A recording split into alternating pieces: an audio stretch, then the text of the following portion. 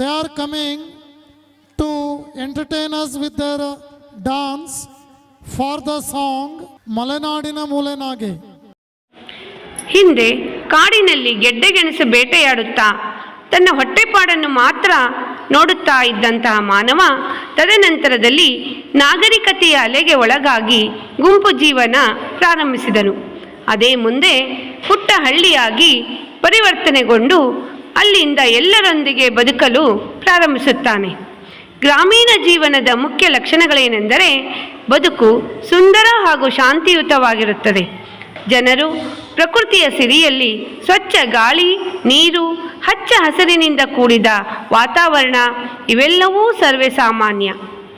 ಜನರ ಸ್ವಚ್ಛಂದ ಓಡಾಟ, ಮಕ್ಕಳ ಆಟಗಳು, ಸುಗ್ಗಿ ಸಂಭ್ರಮ, ಖುಷಿಯ ವಾತಾವರಣ ಇವೆಲ್ಲವೂ ಮುಕ್ತವಾಗಿದೆ. ಈಗ 7ನೇ ತರಗತಿಯ ಮಕ್ಕಳು ಹಳ್ಳಿಯ ಜೀವನ ಶೈಲಿಯ ಬಗ್ಗೆ ನೃತ್ಯ ಮಾಡಲು ಬರುತ್ತಿದ್ದಾರೆ. ಅವರನ್ನು ಚಪ್ಪಾಳೆಯೊಂದಿಗೆ ಸ್ವಾಗತಿಸಿ.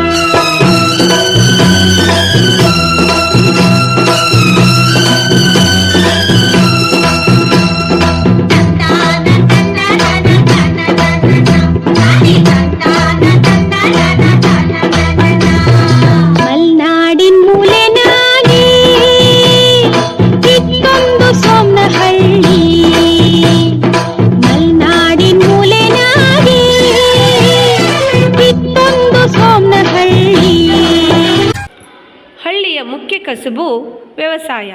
ವ್ಯವಸಾಯದಲ್ಲಿ ಬಂದಂತಹ ದವಸ ಧಾನ್ಯವನ್ನು ಒಂದುಗೂಡಿಸಿ ರೈತರು ಸುಗ್ಗಿಯನ್ನು ಸಂಭ್ರಮಿಸುವ ಕ್ಷಣ.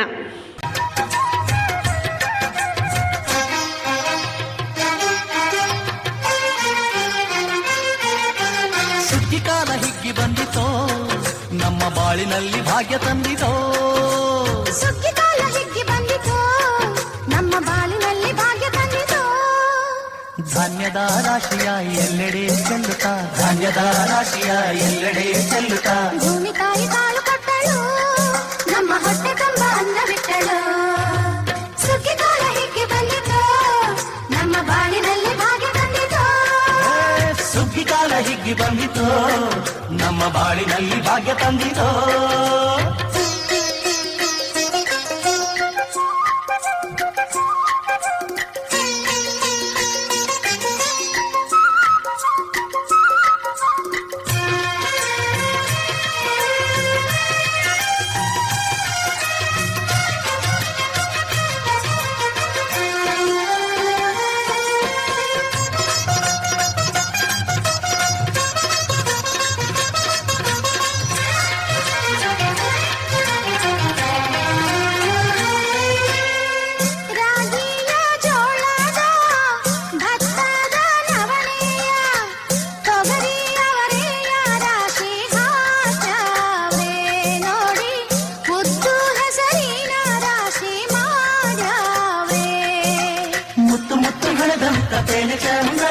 ಕಂತೆ ಕಂತೆ ಕಟ್ಟಿ ನಿಂತ ಬಣವೆ ಅಂದ, ಕಾಳು ಕಾಳು ರಾಶಿಯ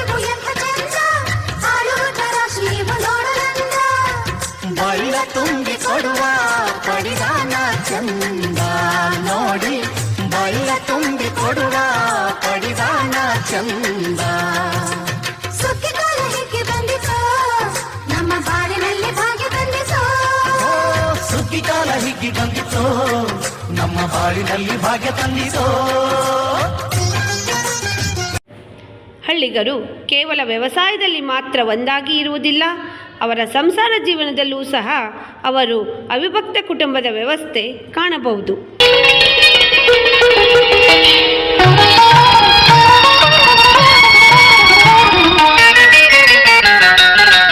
ನಮ್ಮ ಸಂಸಾರ ಆನಂದ ಸಾಗರ, ಪ್ರೀತಿ ಎಂಬ ದೈವವೇ ನಮಗಾಧಾರ, ಆ ದೈವ ತಂದ ವರದಿಂದ ಬಾಳೆ ಬಂಗಾರ. ನಮ್ಮ ಸಂಸಾರ ಆನಂದ ಸಾಗರ, ಪ್ರೀತಿ ಎಂಬ ದೈವವೇ ನಮಗಾಧಾರ, ಆ ದೈವ ತಂದ ವರದಿಂದ ಬಾಳೆ ಬಂಗಾರ. ನಮ್ಮ ಸಂಸಾರ ಆನಂದ ಸಾಗರ.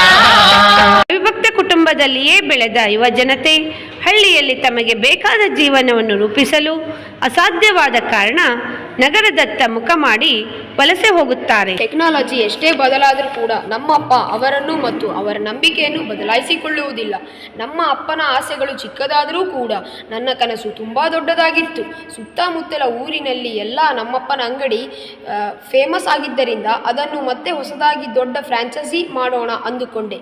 ಕಷ್ಟಪಟ್ಟು ಅದಕ್ಕೆ ಇನ್ವೆಸ್ಟರ್ಸ್ಗಳನ್ನು ಹುಡುಕಿದೆ. ಏಕೆ ಬೇಡಪ್ಪ ಅಂತಿದೆಯಾ? ಬೇರೆ ಎಲ್ಲ ಊರಿನಲ್ಲಿ ಅಂಗಡಿ ಇಟ್ಬಿಟ್ರೆ ಯಾರಪ್ಪ ನೋಡಿಕೊಳ್ಳುವುದು? ಅದನ್ನು ನಾನು ನೋಡಿಕೊಳ್ಳುತ್ತೇನೆ. ಒಂದು ದೊಡ್ಡ ಅವಕಾಶ ಅಮ್ಮ, ಚೆನ್ನಾಗಿ ದುಡ್ಡು ಮಾಡಬಹುದಮ್ಮ. ಬೇರೆ ಬ್ರಾಂಚ್ಗಳು ಅದರ ಪಾಡಿಗೆ ನಡೆಯುತ್ತಾ ಇರುತ್ತದೆ. ಹಾಗಾದರೆ ಅಂಗಡಿಗೆ ನನ್ನ ಹೆಸರು ಇಡಬೇಡ. ನನ್ನ ಹೆಸರು ಇಟ್ಟರೆ ನಾನೇ ಕೆಲಸ ಮಾಡಬೇಕು. ನನ್ನನ್ನು ನಂಬಿಕೊಂಡು ಬರೋರಿಗೆ ಮೋಸ ಆಗುತ್ತದೆ. ಅಮ್ಮ, ಏನಮ್ಮ, ನಾನು ಹೇಳ್ತಾ ಇರೋದು ಅರ್ಥ ಮಾಡ್ಕೊಳ್ದೆ ಏನೇನೋ ಮಾತನಾಡ್ತಿದ್ದಾರೆ. ಇದು ನನಗೆ ಒಂದು ದೊಡ್ಡ ಚಾನ್ಸ್ ಅಮ್ಮ. ಇದು ಬಿಡುವಂತೀಯ? ನಾನು ಮದ್ರಾಸಿಗೆ ಹೋಗ್ತೇನೆ. ನಾನು ನನ್ನ ಓದಿಗೆ ತಕ್ಕಂತೆ ಕೆಲಸಕ್ಕೆ ತಕ್ಕಂತೆ ಜೀವನ ಎರಡೂ ಅಲ್ಲೇ ಇದೆ ಅನಿಸುತ್ತೆ. ಮುರುಘಾ, ಏನೋ ಇದೆಲ್ಲ? ನೋಡಪ್ಪ, ಗೋವಿಂದನ ಮಗ ಮದ್ರಾಸಿಗೆ ಹೋದ, ಸುರೇಶಣ್ಣ ಮಗ ಬೆಂಗಳೂರಿಗೆ ಹೋದ, ಮೂರ್ತಿ ಮಗನು ಕೂಡ ಮೈಸೂರಿಗೆ ಹೋದ. ಎಲ್ಲರೂ ಈ ಊರು ಬಿಟ್ಟು ಹೋದರೆ ಈ ಊರಿನಲ್ಲಿ ಯಾರು ಇರುತ್ತಾರೆ? ಅಪ್ಪ, ಅವರೆಲ್ಲರೂ ಎಲ್ಲಿಗೆ ಹೋದರೂ ಗೋವಿಂದನ ಮಗ ಅಲ್ಲಿಗೆ ಹೋಗಿ ಕಾರ್ ತೆಗೆದುಕೊಂಡ. ನಾನು ಈಗಲೂ ಕೂಡ ಈ ಊರಿಗೆ ಬರುವ ಎರಡೇ ಬಸ್ಸಿನಲ್ಲಿ ಓಡಾಡ್ತಾ ಇದ್ದೀನಿ. ಈ ಥರ ಬಸ್ಸಿನಲ್ಲಿ ಎಷ್ಟು ದಿನ ಅಂತ ಓಡಾಡಲಿ? ನಾವು ಉದ್ಧಾರ ಆಗುವಂಥ ಊರುಗಳಿಗೆ ಹೋಗುವುದು ಬೇಡವಾ? ಕಾರ್ ತೆಗೆದುಕೊಳ್ಳುವುದು ಬೇಡವಾ? ಅದು ನೀನು ಯಾವ ತರಹ ಜೀವನ ನಡೆಸ್ತೀಯಾ ಅನ್ನೋದು ತುಂಬ ಮುಖ್ಯ. ಕಾರು, AC, ಬಂಗ್ಲೆ ಈ ಥರ ಆಡಂಬರನೇ ಜೀವನ ಅಂದುಕೊಂಡಿರುವುದು. ಈ ಮಣ್ಣು, ಈ ಭೂಮಿ, ಈ ಗಾಳಿ, ನಾಡು, ಆಡು, ಈ ಕೋಳಿ ಯಾವಾಗಲೂ ನಾವು ಕರೆದಾಗ ಬಂದು ನಮ್ಮ ಕೈ ಹಿಡಿದು ಮುಂದೆ ಸಾಗಿಸುವ ರಂಗನಾಥ ಸ್ವಾಮಿನೂ ನೆಮ್ಮದಿ ಜೀವನ ಕಣಪ್ಪ. ಹಾಗಾದರೆ ನಿಮ್ಮ ಕನಸಿನ ಪ್ರಕಾರ ಬದುಕಬೇಕಾ? ನನ್ನ ಕನಸು ನನಸಾಗುವುದು ಬೇಡವಾ? ಈ ಊರು ಬಿಟ್ಟು ಹೋಗುವುದು ನಿನ್ನ ಆಸೆ ಆದರೆ ಹೋಗಪ್ಪ. ಅಪ್ಪ, ನನ್ನನ್ನು ತಪ್ಪು ತಿಳಿದುಕೊಳ್ಳಬೇಡಿ. ಅದೇನೂ ಇಲ್ಲಪ್ಪ. ಎಲ್ಲರೂ ಒಂದು ವಯಸ್ಸಿಗೆ ಬಂದ ಮೇಲೆ ಅವರವರ ಗುರಿನ ತಲುಪೋದೇ ಅಲ್ವಾ?